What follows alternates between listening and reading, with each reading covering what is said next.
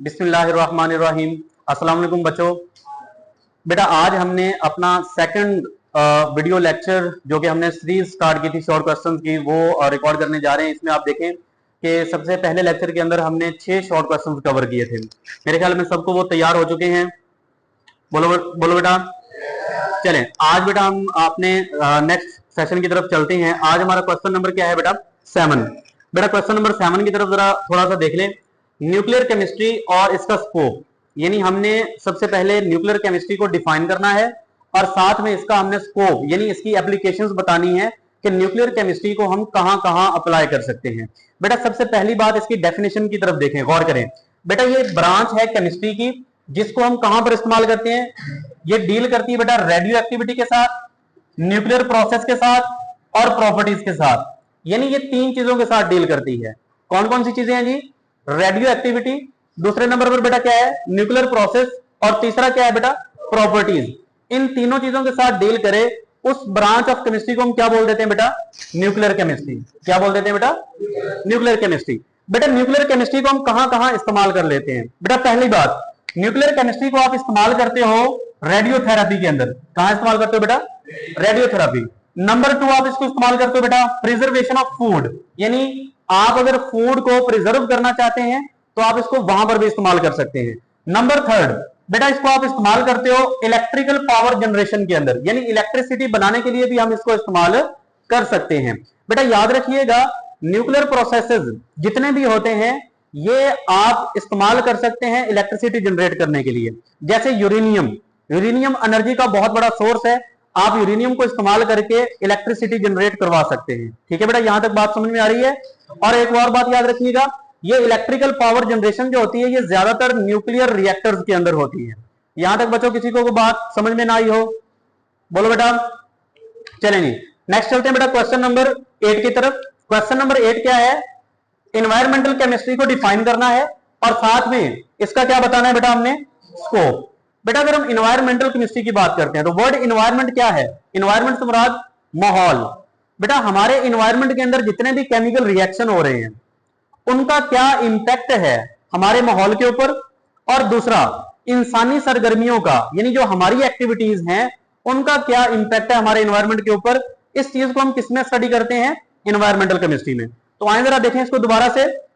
The branch of chemistry that deals with the study of components of environment. अब components of environment की अगर हम बात करते हैं तो 2 तरह के कंपोनेंट पाए जाते हैं, biotech component and A biotech component. बेटा बायोटेक कंपोनेंट एनवायरमेंट के कौन से हैं? जो जिंदा चीजें हैं, यानी हमारे इर्द गिर्द जितने भी लिविंग ऑर्गेनिजम्स मौजूद हैं, जितने भी लिविंग थिंग्स हैं, वो बायोटेक कंपोनेंट्स में आते हैं। और ए बायोटेक कंपोनेंट क्या है? जो नॉन लिविंग है। हमारे इर्द गिर्द इस वक्त भी नॉन लिविंग काफी सारी चीजें मौजूद हैं, जैसे एयर है, हवा, ये भी एक नॉन लिविंग है। वाटर, ये भी एक नॉन लिविंग है। चेयर, ये भी एक नॉन लिविंग है। बेटा हमारे इर्द गिर्द जितनी भी नॉन लिविंग चीजें आती हैं वो ए बायोटेक कंपोनेंट्स में आती हैं। तो यहां पर कंपोनेंट्स ऑफ एनवायरनमेंट के बारे में और साथ में इसके अलावा इंपैक्ट ऑफ ह्यूमन एक्टिविटीज किस चीज के ऊपर बेटा? एनवायरनमेंट के ऊपर, यानी हमारी सरगर्मियां, हम जो काम कर रहे हैं उसका क्या असर होता है एनवायरनमेंट के ऊपर, इस चीज को भी हम किसमें स्टडी करते हैं बेटा? Environmental chemistry. अब इसकी अगर हम स्कोप की बात करते हैं तो बेटा इसको हम स्टडी करके उसके बाद क्या करते हैं? प्रोटेक्ट करते हैं एनवायरनमेंट को। किस चीज से बेटा? पोल्यूशन से। यहां तक बातें क्लियर हो गई हैं जी। नेक्स्ट बेटा क्वेश्चन नंबर है आपका 9। क्वेश्चन नंबर क्या है बेटा? 9। डिफाइन एनालिटिकल केमिस्ट्री और साथ में इसका क्या बताना है हमें? स्कोप। बेटा एनालिटिकल केमिस्ट्री क्या है? सबसे पहले तो वर्ड एनालिटिक इसको समझें। बेटा वर्ड एनालिटिकल ये वर्ड निकला है एनालिसिस से। किससे निकला है बेटा? एनालिसिस। एनालिसिस का मतलब क्या होता है? तज्जिया करना। क्या मतलब होता है? यानी आपके सामने कोई भी सिचुएशन रख दी गई है, आपके सामने कोई भी प्रोडक्ट रख दी गई है, आपके सामने कोई भी बात है, आप उस बात में से अपने पॉइंट ऑफ व्यू से या अपने एक्सपीरियंस की बुनियाद पर चीजें बताएंगे या अपने तजर्बे की बुनियाद पर चीजें बताएंगे कि आपने इस चीज से क्या एनालाइज किया या आपने इस चीज से क्या देखा। ठीक है। अब यहां पर केमिस्ट्री के अंदर एनालिटिकल केमिस्ट्री से क्या मुराद है? बेटा यहां इससे मुराद ये केमिस्ट्री की वो ब्रांच है जो डील करती है 2 चीजों के साथ। एक तो सेपरेशन, क्या चीज है बेटा? सेपरेशन। और दूसरा एनालिसिस। दूसरा क्या है बेटा? एनालिसिस। किस चीज के? सैंपल के।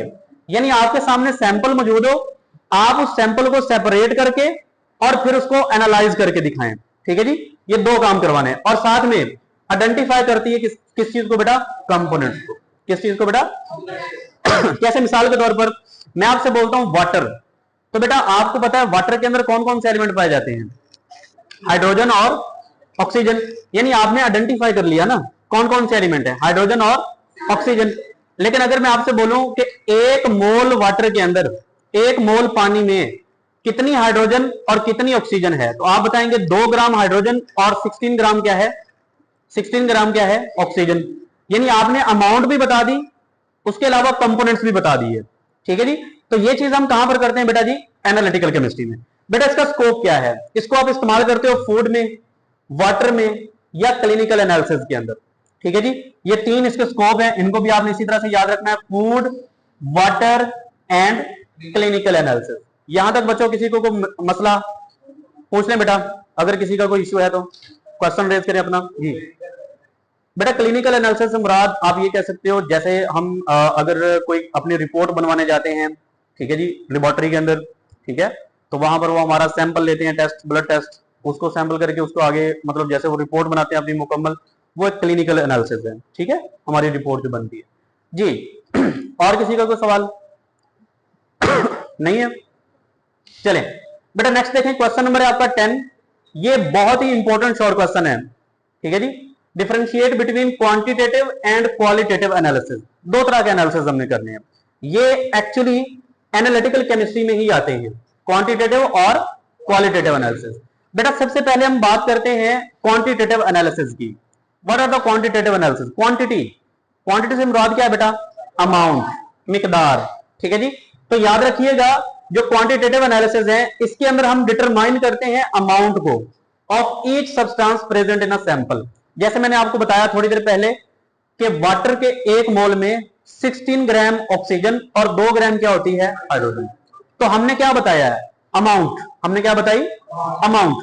तो बेटा जब हम कंपोनेंट्स की अमाउंट बता रहे होते हैं ना, तो वो किसमें आती है बेटा, क्वांटिटेटिव एनालिसिस। किसमें आती है, यहां तक बात याद रहेगी। दूसरा है क्वालिटेटिव एनालिसिस। क्वालिटेटिव एनालिसिस क्या होते हैं बेटा, इसके अंदर हम जस्ट आइडेंटिफाई करते हैं सब्सटेंस को।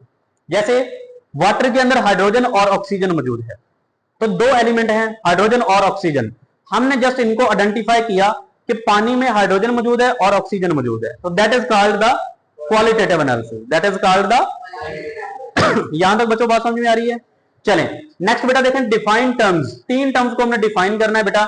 एक है आपके पास मैटर, सब्सटेंस और मिक्सचर। मोस्ट इंपोर्टेंट टर्म्स हैं, जरा इनको अच्छी तरह से सीख लें, ये आगे भी आपको काम में आएंगी। बेटा सबसे पहले देखें मैटर क्या है। बेटा हम और हमारे इर्द गिर्द हर चीज मैटर है, आप खुद भी मैटर हैं। मैटर की डेफिनेशन क्या बनती है, anything that has mass, that has mass and occupies space. यानी जिसका मैस हो और वो जगह घेरे, उसको हम क्या बोल देंगे, मैटर। उसको हम क्या बोल देंगे, जैसे आप खुद बैठे हैं, आपका अपना मैस भी है, आप जगह भी घेर रहे हैं। आपके पास चेयर है, चेयर का मैस भी है, जगह भी घेर रही है। तो हमारे इर्द गिर्द हर चीज क्या है बेटा, मैटर है, क्योंकि सब चीजें मैस भी रखती हैं और जगह भी घेरती हैं। उसके बाद देखो बेटा नेक्स्ट, सब्सटेंस। बेटा जी याद रखिएगा, सब्सटेंस क्या है, प्योर मैटर। अगर मैटर बिल्कुल प्योर हालत में हो तो उसको आप क्या बोल देते हो, क्या बोल दोगे, सब्सटेंस। ये आपने याद रखना है, pure matter is called substance जी। तो मिक्सचर क्या होगा फिर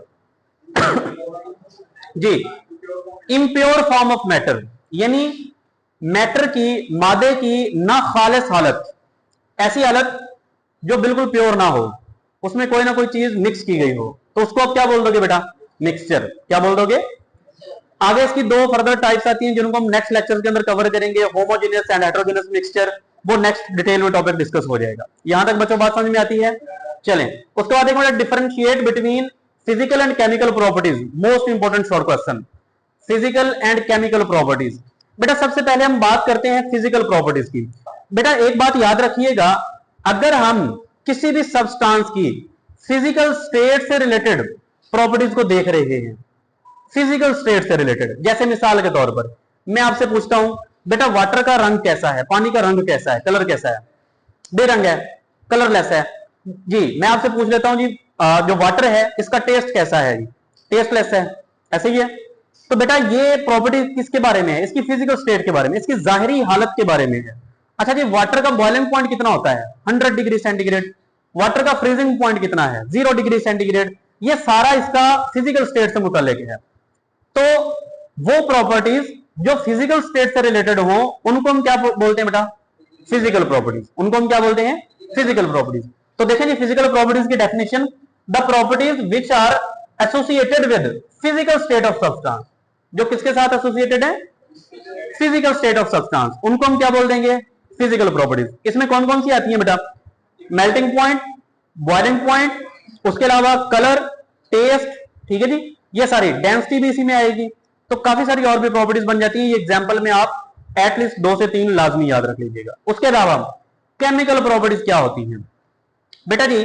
याद रखिएगा, जब कोई भी सब्सटेंस, बच्चे जब कोई भी सब्सटेंस रिएक्ट करता है तो आफ्टर रिएक्शन उसकी कंपोजिशन बदल जाती है। उसकी कंपोजिशन एक बात याद रखिएगा, chemical properties depends upon composition. Chemical properties किस पर डिपेंड करती हैं? कंपोजिशन पर।